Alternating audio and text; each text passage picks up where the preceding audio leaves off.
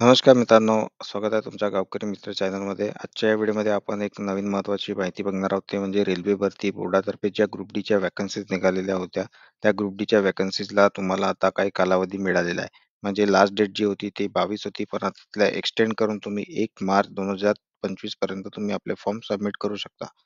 तर त्याबद्दलची एक नवीन माहिती तुमच्यासमोर घेऊन आलेलो आहोत. सर्वप्रथम तुम्हाला काय करायचे आहे, की जर तुम्ही ग्रुप डीचा फॉर्म भरत असाल, तर तुम्हाला काही गोष्टी लक्षात ठेवणे आवश्यक आहे. ते म्हणजे पोस्ट प्रेफरन्स. तो एक महत्त्वाचा मुद्दा आहे. त्यावर आपण नवीन एक व्हिडिओ बनवणार आहोत. तर आता सध्या फॉर्म कसा भरायचा त्याबद्दलची माहिती सांगतो. सर्वप्रथम तुम्हाला रेल्वेच्या वेबसाईटवर यायचे आहे. अशा प्रकारे ही वेबसाईट आहे. त्यानंतर अप्लाय या बटनवर क्लिक करून क्रिएट अकाउंट करायचं आहे, जर नसेल तर. जर ऑलरेडी असेल तर ऑलरेडी हॅव एन अकाउंटवर क्लिक करा आणि लॉग इन विथ आधार या बटनवर टॅप करू शकता. जर तुमच्याकडे आहे तर तुम्ही या बटनवर टॅप केल्यानंतर अशा प्रकारची विंडो तुमच्या समोर येईल. तुम्हाला यामध्ये आपली माहिती भरायची आहे. संपूर्ण माहिती भरून झाल्यानंतर तुम्हाला नेक्स्ट करायचं आहे. नेक्स्ट करत गेल्यानंतर तुम्हाला पुन्हा आणखी एकदा माहिती भरायची आहे. शेवटी तुम्हाला bank details for refund fee या ऑप्शनवर क्लिक करायचे आहे. Only account number and IFSC code are used for refund. Fill them with caution. म्हणून अशा प्रकारे तुम्हाला तो एक माहिती दिली जाते. अशा प्रकारे तुम्ही इथे आपली माहिती भरू शकता. नेक्स्ट केल्यानंतर फोटोज वगैरे तुम्ही बरोबर अपलोड करा. या ठिकाणी तुम्हाला आपली क्वालिफिकेशनची माहिती टाकायची आहे. जर आय-टी-आय झाला असेल तर आय-टी-आयवर क्लिक करा. मॅट्रिक्युलेशन एस-एस-एल-सी ज्याला असेल त्याच्यावर, नाहीतर अप्रेंटिस ज्याला असेल तर नॅकवर.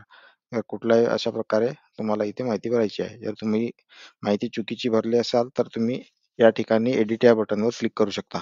जसं एडिट करता त्या ठिकाणी तुम्हाला माहिती दिसायला मिळते. त्यानंतर तुम्ही काय करा, नेक्स्ट या बटनवर क्लिक केल्यानंतर फोटो बरोबर अपलोड करा, सिग्नेचर बरोबर अपलोड करा. तर अशा ठिकाणी तुम्हाला काय करायचं आहे, few sample of rejection photos. तर अशा कुठल्याही प्रकारचे जर तुम्ही फोटो टाकता तर त्या रिजेक्ट होणार आहेत. म्हणून ही एकदम अशा प्रकारचे फोटो टाकायचे आहे तुम्हाला जिच्यावर राईटच्या साईन आहे. तर ही फोटो तुमची ॲक्सेप्ट केली जाणार आहे.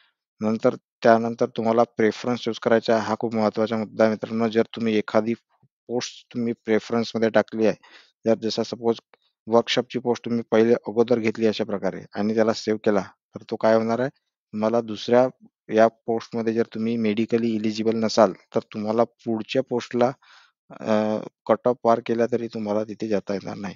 म्हणून पोस्ट सिलेक्ट करताना बरोबर प्रेफरन्स द्या.